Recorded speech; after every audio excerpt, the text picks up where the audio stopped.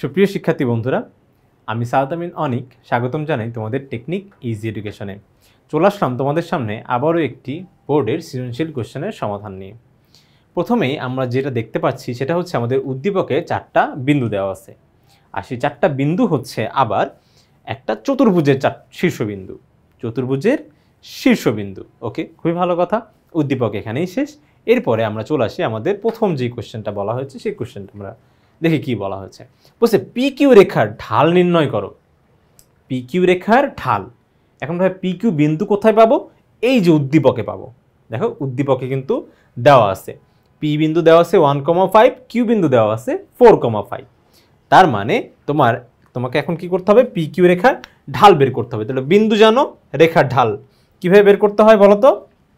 আমরা কিন্তু সূত্র জানি। সূত্রটা হচ্ছে কি বলতো? এখানেই করে দিলাম। সূত্রটা হবে পি কিউ এ ঢাল এম ইকুয়ালস টু কি হবে বলতো? y2 minus y1 divided by x2 minus x1। y2 minus y1 divided by x2 minus x1। তার মানে y2 মানে এখানে কি হবে? এখানে হচ্ছে তুমি 2 কষ্ট করে এই বিন্দুগুলো খাতায় তুলে উপরে ছোট্ট করে চাইলে যদি আমাদের না মনে থাকে তাহলে সেক্ষেত্রে উপরে x1 y1 লিখে নিব, আর হচ্ছে এখানে একটু x2 y2 লিখে নিব।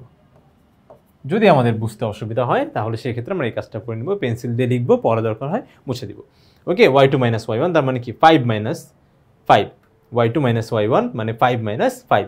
তাহলে 5 মাইনাস 5 করলে কত হয় বলো তো? 0 হয়। 5 মাইনাস 5 করলে কত হয়? এই যে দেখো এখানে আসছে 0। 5 মাইনাস 5 করলে তোমার 0 আসতেছে। আর x2 মাইনাস x1 তার মানে কি? এই যে x2 মাইনাস x1, 4 মাইনাস 1 করলে কত আসবে? 3। এখন নিচে যতই আর যাই আসুক না কেন উপরে 0 চলে আসছে, 0। তাহলে নিচে এখন যাই আসুক না কেন ভাই, 0কে আমরা পৃথিবীর যেই সংখ্যা দ্বারাই ভাগ করি না কেন অ্যান্সার কিন্তু 0 আসবে। 0কে পৃথিবীর যেই সংখ্যা দ্বারা ভাগ করি না কেন অ্যান্সার 0।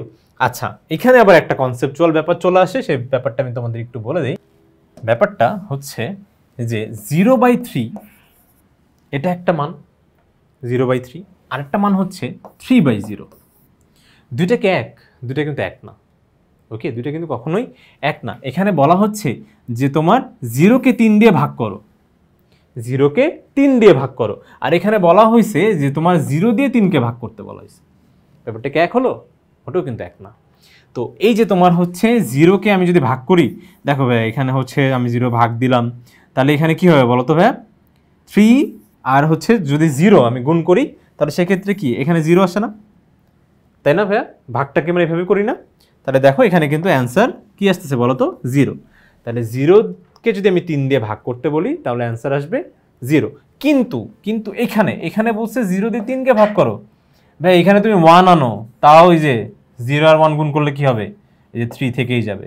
তুমি এখানে 2 আনো, তারপরেও কি 0 থেকেই যাবে। এই 3টা কিন্তু থেকেই যাবে, এটা কিন্তু চলতেই থাকবে এভাবে। তার মানে এই মানের আসলে কোনো শেষ নাই।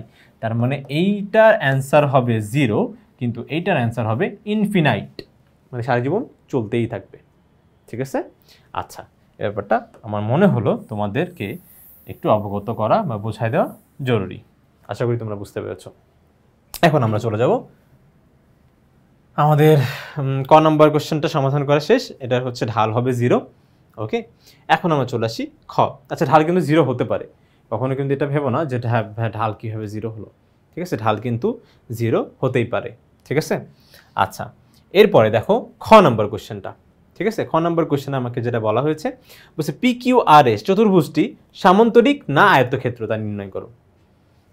পি কিউ আর এস চতুর্ভুজটি সামান্তরিক না আয়তক্ষেত্র সেটা নির্ণয় করো। ঠিক আছে, তাহলে তোমাকে নির্ণয় করে দেখাইতে হবে যে এই যে তোমার পি কিউ আর এস চতুর্ভুজটা আসলো এটা সামান্তরিক না আয়ত, সামান্তরিক না আয়ত। ওকে, তাহলে সেক্ষেত্রে তুমি কি করবো বলো তো? যে সামান্তরিক বা আয়ত সম্পর্কে যা যা জানো সেগুলো অবশ্যই মাথায় নিয়ে এসে চোখ বন্ধ করে ভাবি যে সামান্তরিক আর আয়তের মধ্যে আসলে কি কি ব্যাপার স্যাপার আছে। সেটা হচ্ছে সামান্তরিক আর আয়তের দুইটারই কি বিপরীত বাহুগুলো সমান, দুইটারই বিপরীত বাহুগুলা কিন্তু সমান। খুব ভালো কথা, সমান। কিন্তু দুইটার মধ্যে একটা ছোট্ট পার্থক্য আছে। সেই ছোট্ট পার্থক্যটা হচ্ছে কি? ব্যাপারটা হচ্ছে যে এদের কর্ণগুলো আবার সমান না। এই যে সামান্তরিকের কর্ণগুলা কিন্তু সমান না, কিন্তু আয়তের আবার কর্ণগুলাও সমান, আয়তের কর্ণগুলাও সমান। তার মানে যেটা বলতেছি সেটা হচ্ছে কি বলতো, এই যে ধরো প্রথমে আমরা হচ্ছে বিন্দুগুলা বসাবো, ঠিক আছে? অবশ্যই কিন্তু আমরা এই যে দেখো এখানে যে বিন্দুগুলা বলা হয়েছে, এই যে পি কিউ আর এস, এই বিন্দুগুলো কিন্তু খুব সুন্দরভাবে হচ্ছে এই দেখো নিজেদের মতন করে হয় ছক কাগজে না হয় খাতায় সুন্দরভাবে বসায় নিব। চতুর্ভুজ বললেই আমি চিত্রগুলো কিন্তু বসাবো, ঠিক আছে? বসানোর পরে এরপর আমি যে ব্যাপারটা লক্ষ্য করব যে এখানে হচ্ছে আমার বিপরীত বাহু কোনগুলা হচ্ছে, বিপরীত বাহু এখানে কোনগুলা একটু দেখি তো, বিপরীত বাহু কোনগুলা এটা মার্কিং করি। দেখো এখানে যে পি কিউ, পি কিউ এর বিপরীতে কি আছে? এর বিপরীতে আছে এই যে এস আর, পি কিউ এস আর, ঠিক আছে? তাহলে তুমি কি এই যে পি কিউ এর মধ্যবর্তী দূরত্ব বের করতে পারবে? পি কিউ যে দুইটা বিন্দু, এই দুইটা বিন্দুর মধ্যবর্তী দূরত্বই এই যে দেখো পি কিউ মধ্যবর্তী দূরত্ব আমরা যদি বের করতে চাই, তাহলে কি সূত্র তো জানি, সূত্র কি বলতো, x1 minus x2 whole square plus y1 minus y2 whole square, that's it. এই সূত্রটা অ্যাপ্লাই করব, সূত্রটা অ্যাপ্লাই করে দিব। তাহলে এটা যদি অ্যাপ্লাই করি তাহলে কি হবে বলতো, পি কিউ এর ক্ষেত্রে 1 মাইনাস 4 5 মাইনাস 5, ঠিক আছে? এটা করলে কত হয় বলতো, মাইনাস 3 স্কোয়ার।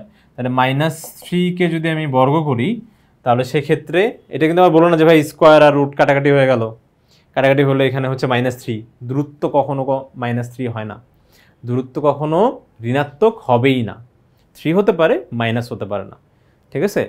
আচ্ছা, তাহলে সেই ক্ষেত্রে আমরা কি করবো বলতো, মাইনাস 3কে স্কোয়ার করলে কত হয় বলতো, এখানে হয় হচ্ছে আমাদের 9, তাহলে 9কে রুট করলে 3, তাহলে এই যে একক, ঠিক আছে? ভুলেও কিন্তু মাইনাস 3 দেওয়া যাবে না, দূরত্ব কখনো ঋণাত্মক হবে না। আচ্ছা, ঠিক আছে? তাহলে পি কিউ আসলো, এরপরে হচ্ছে তোমার এস আর আসলো, তাহলে তোমার ঠিক একইভাবে এই যে এই সূত্রটা অ্যাপ্লাই করে এস আর দূরত্বটা বের করবে, এস আর দূরত্বটা বের করবে, ওকে? আবার একই কাজ করবে কিসের সাথে বলো তো, এই যে পিএস, এই যে পিএস এর সাথে করবে, ঠিক আছে? পিএস আবার দেখবে হচ্ছে কিউ আর, দেখবে যে পিএস আর কিউ আর সমান আসে কিনা, পিএস আর কিউ আর কি সমান আসে কিনা, ঠিক আছে?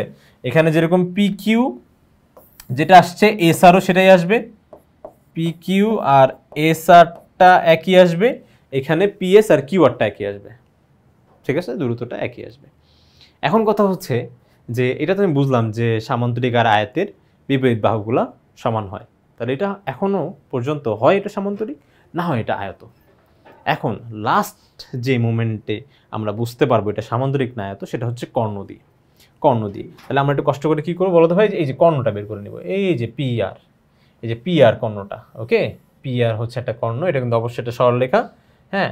আমি জাস্ট বোঝানোর জন্য এঁকে দিচ্ছি, এই দেখো, একটু দেখতে উদ্ভট লাগতেছে, বাট আমি যদি চিন্তা করি তাহলে ব্যাপারটা এরকমই হয়। এই যে দেখো তোমার হচ্ছে, এই দেখো কিউ থেকে এস এই দূরত্বটা, তারপরে পি থেকে আর এই দূরত্বটা, তাহলে দূরত্ব বের করতে পারবে না? যদি দূরত্ব বের করে দেখো যে তোমার এখানকার এই যে এস আর কিউ এই দূরত্বটা যা আসছে আর পি আর আর দূরত্বটা একই আসছে, তাহলে হচ্ছে কি এস কিউ দূরত্ব আর হচ্ছে পি আর দূরত্ব, এই দূরত্ব দুটো যদি একই আসে তাহলে হবে এটা একটি আয়ত, আর যদি এক না আসে তাহলে হবে একটি সামান্তরিক। এক আসলে হবে আয়ত, আর যদি এক না আসে তাহলে সামান্তরিক। কারণ আমরা জানি যে আয়তর হচ্ছে এই যে কর্ণগুলো, এটা দেখতে আয়ত, আয়তর কর্ণগুলো সমান হয়, আর যদি একটু সামান্তরিক হয় তাহলে এটা একটু বাঁকা হয়, বাঁকা হওয়ার জন্য এটা একটু বড় হয়ে যায়, দেখো এই পোর্শনটুকু একটু বড় হয়ে যায় আর এই পোর্শনটুকু একটু ছোট হয়ে যায়। তাহলে দেখি আমার হচ্ছে এখানে অঙ্কের ব্যাপারটা কি হয়েছে, আমি একটু দেখি অঙ্কের ব্যাপারটা। এখন তো বড় হয়ে গেছি, সূত্র জানলেই ক্যালকুলেশন অ্যাটলিস্ট ক্যালকুলেটারে বসায় করে দিয়ে আসতে পারবো, কেউ ভাই সেটা নিয়ে টেনশন নিন না, টেনশন নেই না, তোমরা পারবে আমি জানি, হ্যাঁ তোমরা এটা পারবে। শুধুমাত্র কর্ণগুলা, হ্যাঁ কর্ণগুলা, তাহলে কর্ণগুলা কি সমান আসছে? আসে নাই, কর্ণগুলা কিন্তু সমান আসে নাই। দেখো কর্ণগুলো এখানে পি আর এর কর্ণ হচ্ছে আসছে 7, আর কিউএস এর কর্ণ আসছে কিউএস বাই এস কিউ, যেটাই বলো ব্যাপারটা কিন্তু একই, কিউ থেকে এস এর দূরত্ব যায়, এস থেকে কিউ এর দূরত্ব একই, ঠিক আছে? তাহলে এটা কত হবে বলতো ভাই, এই যে √1 85 একক। তার মানে কি কোনোভাবে এটা এক হয় নাই, তার মানে যেহেতু তোমার হচ্ছে এই যে চতুর্ভুজের বিপরীত বাহুগুলোর দৈর্ঘ্য পরস্পর সমান কিন্তু কর্ণদ্বয় সমান নয়, কর্ণদ্বয় যেহেতু সমান নয় তাহলে এটা একটি সামান্তরিক। কর্ণগুলা যদি সমান হয়ে যেত এটা একটা আয়ত হয়ে যেত। বোঝা গেছে না? আচ্ছা ঠিক আছে, সহজ, খুব সহজ একটা অঙ্ক, অনেকবার করে ফেলছি এটা। এরপরে আমরা চলে যাব আমাদের গ নাম্বার কোশ্চেনটাতে। ওকে, গ নাম্বার কোশ্চেন একটু পড়ে দেখি কি বলছে। বলছে PQRS চতুর্ভুজের সমান ক্ষেত্রফল বিশিষ্ট। বলছে PQRS চতুর্ভুজের যে ক্ষেত্রফলটা হয়, মানে এটা তো একটা ক্ষেত্রফল উৎপন্ন করছে তাই তো, যে ক্ষেত্রফলটা হয় এই একই ক্ষেত্রফল আবার কার বলো তো, একটা বর্গের PQRS চতুর্ভুজের সমান ক্ষেত্রফল বিশিষ্ট বর্গের। তার মানে এই যে এই চতুর্ভুজের ক্ষেত্রফল যা একটা বর্গ আছে তার ক্ষেত্রফলও কি একই, তার ক্ষেত্রফল একই। সেই বর্গের কি বের করতে বলছে? কর্ণের দৈর্ঘ্য বের করতে বলছে। যে এটার ক্ষেত্রফল যা একটা বর্গের ক্ষেত্রফল তাই, তাহলে সেই বর্গের তুমি আমাকে কর্ণ বের করে দেখাও। খুব সহজ একটা ব্যাপার, কোনো সমস্যা নেই, হ্যাঁ করে ফেলবো। এই যে দেখো আগে বিন্দুগুলো তুলে ফেলি। পি বিন্দু বলা আছে কত বলো তো 1,5, কিউ বিন্দু বলা হয়েছে আমার 4,5, আর বিন্দু 1,-2, এরপরে হচ্ছে -2,-2। আমরা কিন্তু আমাদের খুব সুন্দরভাবে বিন্দুগুলো তুলে ফেলেছি। এখন এই বিন্দুগুলো যদি আমাকে একটু নতুন করে ছক্কা কাগজে বসাইতে হয় তাহলে সেটা কিন্তু আমি ছক্কা কাগজে বসাও দিতে পারি। হ্যাঁ, একটু জাস্ট নিজেদের মতন করে এঁকে ফেলবো, এরপরে ক্ষেত্রফল বের করব। কারণ চতুর্ভুজের সব সময় যখনই চতুর্ভুজ রিলেটেড কিছু বলবে আমি অবশ্যই চিত্র আঁকবো, ঠিক আছে? বিন্দুগুলো অ্যাটলিস্ট বসাবো, ঠিক আছে? তাহলে তোমার হচ্ছে এখানে যদি আমি বসাই তাহলে সেক্ষেত্রে এটা আসবে হচ্ছে তোমার ধরো এরকম। তারপরে কিউকে যদি তুমি বসাও তাহলে হচ্ছে, তারপরে যেহেতু এখানে হচ্ছে প্রথমটা এক্স এর মানও ধনাত্মক, ওয়াইয়ের মানও ধনাত্মক, তার মানে এক্স এর মান ধনাত্মক ডান দিকে আর ওয়াইয়ের মান ধনাত্মক হচ্ছে উপরের দিকে, ঠিক আছে? উপরের দিকে। আর এখানে আবার বলছে এক্স এর মান ধনাত্মক ঠিকই কিন্তু ওয়াইয়ের মানটা আবার ঋণাত্মক, তাহলে ওয়াইয়ের মান ঋণাত্মক আবার কি নিচে, তাহলে সেক্ষেত্রে এটা হবে কি আর এখানে হবে এস, দুইটাই -2,2, তাহলে -2,2 আমি ধরে নিলাম যে এই পাশে দেখো, এই পাশে এক্স এর মানও মাইনাস, দেখো এক্স এর মান মাইনাস কি বাম পাশে না, আর ওয়াই এর মান মাইনাস হচ্ছে ধরো নিচে, তাহলে যে ব্যাপারটা হচ্ছে এখানে হবে এক্সও ঋণাত্মক ওয়াইও ঋণাত্মক, তাহলে এক্স ঋণাত্মক বাম পাশে আর ওয়াই ঋণাত্মক নিচে। এই যে এটা হচ্ছে আমার চতুর্ভুজ। এই চতুর্ভুজের এখন আমাকে ক্ষেত্রফল বের করতে বলছে। তাহলে ক্ষেত্রফল বের করতে গেলে অবশ্যই বিন্দুগুলোকে ঘড়ির কাঁটার বিপরীত দিকে নিতে হবে, নিয়ে লিখতে হবে, ঠিক আছে? এটা না লিখে আগে লিখে নিব বিন্দুগুলি উৎপন্ন চতুর্ভুজ। এই দেখো ঘড়ির কাঁটার বিপরীত দিকে নিয়ে উৎপন্ন চতুর্ভুজের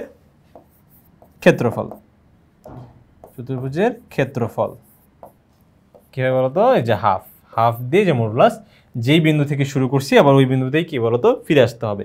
তার মানে এটাকে অবশ্যই ঘোরাতে হবে কিভাবে বলতো?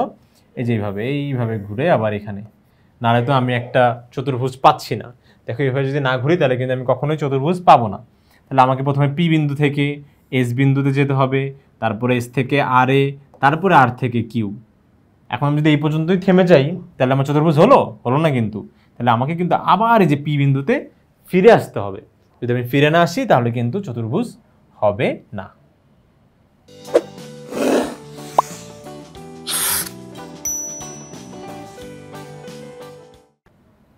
তাহলে এখানে হচ্ছে এটা হবে 1,5, এখানে ব্যাপারটা হবে হচ্ছে -2,-2, এরপরে 1,-2, এরপরে হবে হচ্ছে 4,5।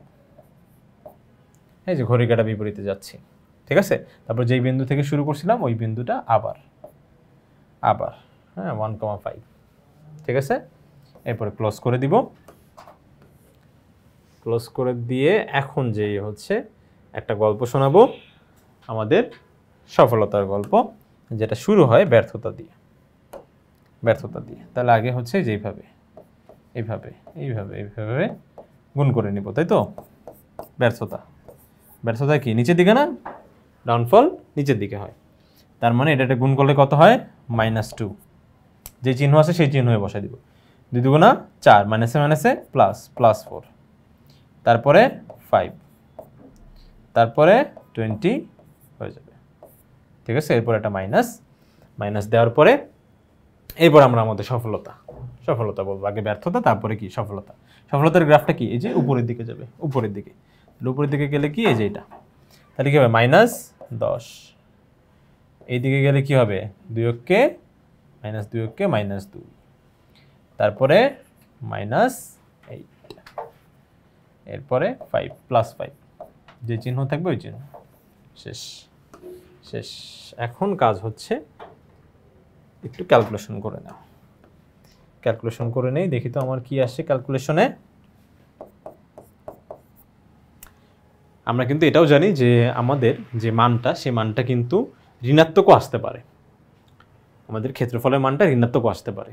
যদি ঋণাত্মক আসে তাহলে সেই ক্ষেত্রে অবশ্যই আমরা শেষে এসে একটা মডুলাস চিহ্ন দিব। মডুলাস চিহ্ন মানে ধরো এটা যদি আমাদের -20 আসতো, তাহলে সেক্ষেত্রে আমরা কিন্তু অবশ্যই মডুলাস দিতাম, অবশ্যই মডুলাস দিব, ঠিক আছে।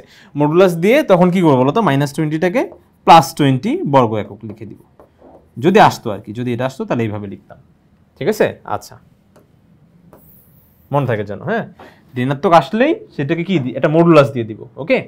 মডুলাস দিয়ে তারপর এটাকে প্লাস মানটা লিখে দিব, কারণ ক্ষেত্রফল, দূরত্ব, সময় এগুলো কখনোই ঋণাত্মক হয় না। আচ্ছা, তাহলে এই ব্যাপারটা করলে কত আসে বলো তো, আমরা হচ্ছে ক্যালকুলেটারে করে ফেলি, ওকে। এটার জন্য আমরা একটা ক্যালকুলেটার নিয়ে নিই, ঠিক আছে, যেন আমাদের হচ্ছে ক্যালকুলেশনে কোনো প্রকার ভুল না হয়। আমরা বেশি বেশি করে ক্যালকুলেটার ইউজ করে ফেলবো, যেন আমাদের টাইপিংটাও ফাস্ট হয়ে যায়। এটা কিন্তু আমাদের এমসিকিউ সলভে অনেক বেশি গুরুত্বপূর্ণ হয়ে দাঁড়াবে। এটা 27, ঠিক আছে, এটা 27 হলো, ওকে। এরপরে এটা দেখি কত আসে তোমার হচ্ছে ভিতরে, ফার্স্ট ব্র্যাকেটের ভিতরে। আগে ফার্স্ট ব্র্যাকেটের কাজ, বদমাস। -20 -2 -8 +5, এটা -15 আসে, -15। তো -15 তার মানে হচ্ছে, আমি দেখি এটা সেকেন্ড ব্র্যাকেটে দিই, তাহলে এখানে আসলো কত -15, ওকে। -15, এটা মাইনাসে মাইনাসে এটা কী হয়ে যাবে বলো তো, প্লাস হয়ে যাবে, অবশ্যই মাইনাসে মাইনাসে এটা প্লাস হয়ে যাবে। 27 প্লাস হচ্ছে 15, 27 আর 15 করলে কত আসে, 27 + 15 করলে আসে 42, তাহলে 1/2 × 42। এগুলো কিন্তু সব বর্গ একক হবে, আমরা কিন্তু এখানে অবশ্যই বর্গ একক দিব, বর্গ একক। তারপরে আমরা একটু ডট ডট দিয়ে দিলেই হবে 21। তাহলে আমরা কিন্তু আমাদের কাঙ্ক্ষিত চতুর্ভুজের ক্ষেত্রফলটা কিন্তু পেয়ে গেলাম। কিন্তু এখানেই শেষ না, আমাকে বলা হয়েছে যে এই চতুর্ভুজের ক্ষেত্রফল যা, একটা বর্গের ক্ষেত্রফল তাই, অতএব তাহলে বর্গের ক্ষেত্রফলটা কত হবে। তাহলে বর্গের ক্ষেত্রফল কত হবে বলতো, তোমার হচ্ছে এখানে এই যে 21 বর্গ একক, এটাই হচ্ছে বর্গের ক্ষেত্রফল। এখন যদি মনে করি, আমি মনে করি বর্গের, ধরো আমার বর্গের এক বাহুর দৈর্ঘ্যকে a একক ধরে নিলাম, যদি a একক ধরে নিই, তাহলে বর্গের ক্ষেত্রফল বের করার ফর্মুলাটা হচ্ছে কি, বর্গের ক্ষেত্রফল বের করার ফর্মুলা কিন্তু বাহু গুণ বাহু, তার মানে a গুণ a, তাহলে প্রশ্ন মতে a স্কোয়ার ইকুয়ালস টু হবে কি বলতো 21, এই যে বাহু গুণ বাহু, তাহলে কি a গুণ a হবে কি বলতো a স্কোয়ার, অতএব a ইকুয়ালস টু হবে 20√21 একক। তাহলে সেই বর্গের এক বাহুর দৈর্ঘ্য কি হবে √21 একক, ওকে। বাহুর দৈর্ঘ্যটা পেলাম। এখন ভাইয়া কষ্ট করে কেন বাহুর দৈর্ঘ্য বের করছি, কারণ কর্ণ বের করতে বলছে। এখন কর্ণ বের করার সূত্রটা হচ্ছে কি, বর্গের কর্ণ, ওকে। এটা হচ্ছে আমার বর্গ, ওকে। এখন বর্গের প্রত্যেকটা বাহু a, একটা বাহু যদি a হয় তাহলে কি প্রত্যেকটা বাহু a হবে, এখন কর্ণের দৈর্ঘ্যটা বের করতে হবে। এখন ভাই কর্ণের দৈর্ঘ্য না, তোমার হচ্ছে এক হচ্ছে, আমি সূত্র জানি, আমি ডিরেক্ট সূত্রই জানি, আর এক হচ্ছে আমরা যারা সূত্র জানি না তারা কীভাবে বের করতে পারি? দেখি তো বের করা যায় কিনা। যারা আমরা সূত্র জানি না তারা কি বের করতে পারবো? দেখি তো, ব্যাপারটা হচ্ছে যে তোমার বর্গের আবার কি প্রত্যেকটা কোণ সমকোণ। এই দেখো প্রত্যেকটা কোণ সমকোণ। তাহলে আমি যদি এখানে একটা কর্ণ আঁকি, এই যে দেখো একটা কর্ণ, দেখো একটা যদি কর্ণ আঁকি সুন্দরভাবে, দেখো এই যে এটা হচ্ছে আমাদের কর্ণটা না। তাহলে দেখো এই কর্ণটার জন্য দেখো এই যে তোমার চতুর্ভুজটা ছিল সেই চতুর্ভুজটা দুইটা ত্রিভুজে ভাগ হয়েছে, এই যে তোমার কর্ণ আঁকার জন্য। আর যে ত্রিভুজটা উৎপন্ন হয়েছে না, এটা একটা সমকোণী ত্রিভুজ। কেন? এই যে একটা কোণ সমকোণ, যে দেখো এই পোর্শনের একটা কোণ সমকোণ। ওকে, তাহলে সেক্ষেত্রে যদি সমকোণ যেহেতু হয়েছে, তাহলে সেক্ষেত্রে এখানে অবশ্যই পিথাগোরাসের একটা সূত্র অ্যাপ্লাই করা যেতে পারে। সেটা হচ্ছে কি, আমি যদি এখানে একটা নাম দেই ABCD, তাহলে ধরো ত্রিভুজ ABC, এটা কিন্তু আমরা জাস্ট নিজেদের বোঝার জন্য করতেছি। যে সূত্র মনে নাই তাহলে কিভাবে বের করব? তাহলে সেক্ষেত্রে আমরা জানি যে অতিভুজ স্কোয়ার ইকুয়াল টু, তাহলে অতিভুজ এখানে কি BC স্কোয়ার ইকুয়াল টু কি হয় বলতো ভাই? যে AC স্কোয়ার আর হচ্ছে AB স্কোয়ার না? এই যে লম্ব আর হচ্ছে কি বলো আমাদের ভূমি না, লম্ব আর ভূমি।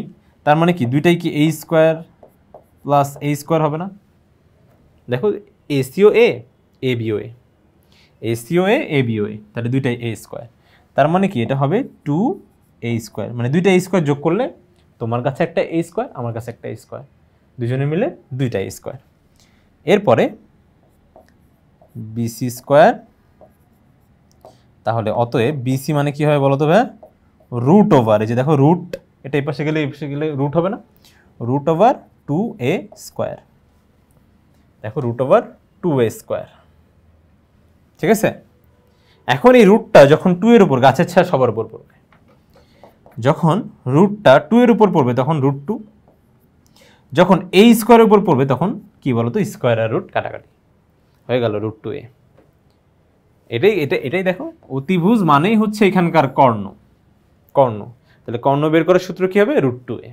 রুট 2 থাকবে, আর হচ্ছে A মানে কি? এক বাহুর দৈর্ঘ্য। যারা আমরা মুখস্থ করতে পারবো, মানে মুখস্থ থাকবে আমাদের, তারা তো রুট 2A বসাবো। কিন্তু যাদের আমাদের মুখস্থ নাই তারা কিন্তু একটু কষ্ট করে চাইলে এই যেভাবে বের করে নিতে পারি। ঠিক আছে, তাহলে অতএব রুট 2A, তাই তো? তাহলে ভাই এটাকে কি করা যায় বলো তো? আমরা হচ্ছে এটাকে রুটের ভিতরে রেখেই এই 2 আর 21 গুণ করে দিতে পারি। ঠিক আছে, তাহলে কত হবে? 42 একক। ঠিক আছে, রুটটাকে রেখে এই যে দেখো রুটের ভিতরে যে 2 আর 21, এটাকে কিন্তু গুণ করে লেখা যায়। ঠিক আছে, আমরা কিন্তু এই কাজটা করতে পারি যে রুটকে উপরেই রেখে দিলাম আর নিচে হচ্ছে 2 আর 21কে গুণ করে দিলাম। দ্যাটস ইট, আমরা কিন্তু আমাদের বর্গের কর্ণের দৈর্ঘ্য পেয়ে গেছি।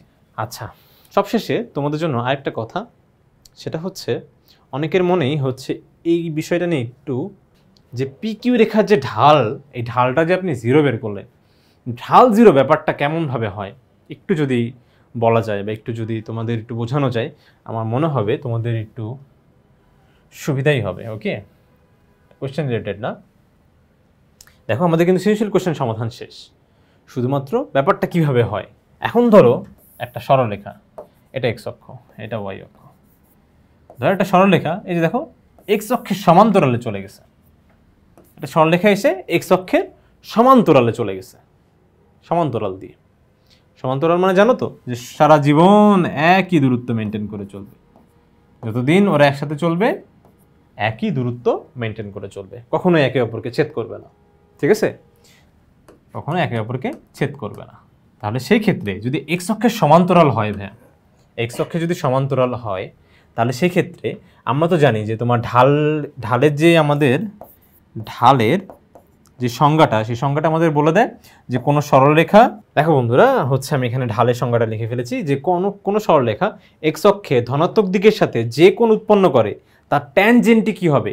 ওই সরলরেখার ঢাল, যেই কোণটা উৎপন্ন করে x অক্ষে ধনাত্মক দিকের সাথে। তার মানে ট্যানজেন্ট মানে আবার কি? ট্যান, ওই যে তোমার হচ্ছে ট্যান থেটা শিখছি না, ওই সেটারই শর্ট ফর্ম হচ্ছে ট্যানজেন্ট। তো ভাইয়া তোমার কি মনে হয় এই সরলরেখা আজীবন কোনোদিন x অক্ষের সাথে কোনো কোণ উৎপন্ন করবে? এক্স অক্ষের ধনাত্মক দিকের সাথে কোণ উৎপন্ন করুক, ঋণাত্মক দিকের সাথে কোণ উৎপন্ন করুক, এগুলো নিয়ে বিশেষ আলোচনা আছে, সব আলোচনা করা যাবে। কিন্তু তুমি আমাকে বলো যে এই যে এক্স অক্ষের সমান্তরাল কোনো সরলরেখা কি এক্স অক্ষকে কখনো ছেদ করবে? যদি ছেদই না করে এর সাথে কি কোনো কোণ উৎপন্ন হবে? কিন্তু কোনো কোণ কিন্তু উৎপন্ন হবে না। যদি সমান্তরালে চলে তাহলে এরা কখনো একে অপরকে ছেদ করবে না, যদি ছেদ না করে তাহলে কখনো কোণ উৎপন্ন হবে না। আর যেহেতু কোণ উৎপন্ন হবে না তাহলে সেক্ষেত্রে তোমার হচ্ছে এই কোণের মানটা কত হচ্ছে? 0। কোনো কোণই যেহেতু উৎপন্ন হচ্ছে না, আমার পকেটে 1 টাকাও নেই, তার মানে গাণিতিক ভাষায় আমার পকেটে 0 টাকা আছে। তার মানে কোনো কোণই উৎপন্ন করবে না, তার মানে শূন্য কোণ উৎপন্ন করবে। তার মানে এখানে হবে ট্যান থেটা না, এই যে ট্যান থেটার জায়গায় কী হবে বলো তো? Tan 0 degree. আর আমরা জানি ট্যান 0-এর মান কী হয় বলো তো? 0ই হয়। ওকে, তাই সেই ক্ষেত্রে এক্স অক্ষের সমান্তরাল যতগুলো সরলরেখা আছে সবগুলা ঢাল কি? 0। এক্স অক্ষের সমান্তরাল ঢাল কি হবে বলো তো? সরলরেখার ঢাল কি হবে? 0 হবে। সরলরেখার ঢাল, আশা করি তোমরা বুঝতে পেরেছ। ওকে, সৃজনশীলটা এখানেই শেষ করতেছি। আগামী ভিডিও দেখার জন্য বা আগামী ক্লাসের জন্য তোমাদের আমন্ত্রণ জানিয়ে আজকের মতন এখানেই শেষ করছি। আল্লাহ হাফেজ।